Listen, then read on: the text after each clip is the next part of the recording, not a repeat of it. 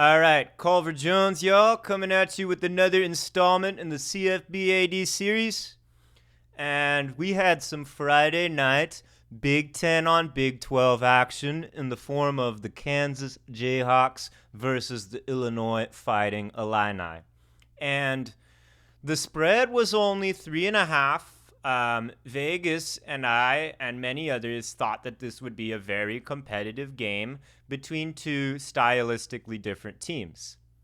What we saw was, in essence, a blowout. And here's what I'm going to say.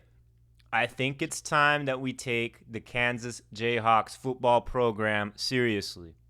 I think that Lance Leopold is doing a fucking amazing job. And I think that they have one of the best quarterbacks in the country, actually. Honestly. Jalon Daniels was phenomenal. I think they did a great job mixing up a lot of packages, a lot of trick plays. They had Neal run some stuff from the Wildcat, and their offense looked great. What I was, and many others, most impressed by, though, however, was their defense, all right? Brett Bielema, for years, has had a reputation of having a lot of big boys up front that'll bully you. That was not the case. They did not get a running game going. And that's their identity. And when they can't run the ball, I mean, Luke Altmaier is an average quarterback at best, and they lost, and they looked bad. So I think that the Kansas football program is no joke now. The fans are buying in.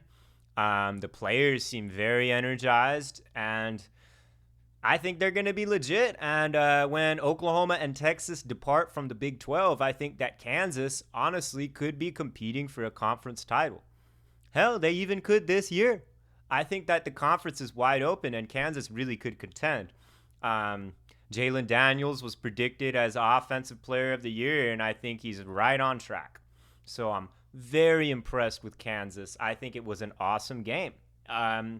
Here's what I'm going to say. I really think that Jalon Daniels is a sleeper for the Heisman. I got him at plus 9,000 on DraftKings, and I think that's great value because what happens is before these guys really play a big game against a good ranked conference team, their value is way lower, but then it just skyrockets after they get that signature win and have their Heisman moment. So I was very impressed with the Jayhawks. I think that they are building an identity and they're building a program, and it's really fun to watch. I'm super excited to see them in the Big 12. They are legitimate contenders. The one criticism I'll say is that they did not score a touchdown in the second half. I think they rested on their laurels a little bit. I don't really like that, and I think Illinois had some semblance of a chance to get back in the game down 11 in the fourth quarter. I mean, it wasn't really more than a fool's hope, but they did have at least mathematically a chance when that could have been eliminated by one more touchdown. So yeah, those are my thoughts on Kansas. Illinois. This is not a conference loss, so it will not go against them in the Big Ten West. However, I think they might be at the bottom of the West or near the bottom. I definitely like Iowa more still, even though they looked bad. I definitely like Minnesota more catching that dub. I think I like Nebraska more. We'll see how they do against the Buffs. Wisconsin I like more too. It seems like they took a legit step back from last year. Obviously, you look at their losses. They lost the dynamic threat out of the backfield in Chase Brown, and they lost the number 5 overall pick in Island corner Devon Witherspoon. But the top of that list and key departures for Illinois, I think, was defensive coordinator Ryan Walters taking the job at Purdue.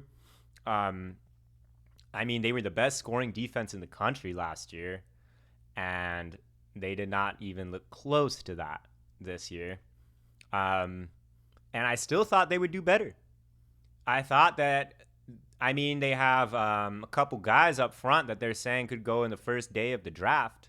That number 4 guy, I forget his name, but and they had somebody else. who should be going day 1 in the draft, day 2 in the draft. And I mean, they showed up, I guess, a little bit, but they got ran over, they got passed over, they got everything, all right?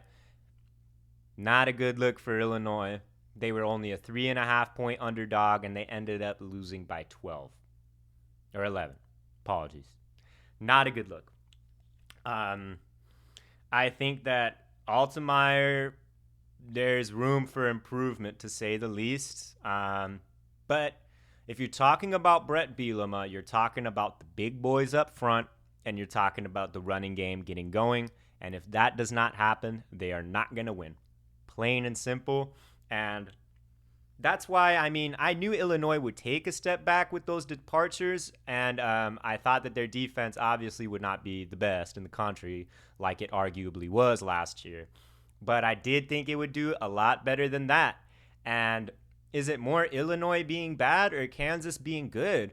I want to say the latter. I just think that Kansas is good, and they have such a dynamic attack that I really think they are legitimate contenders in the Big 12.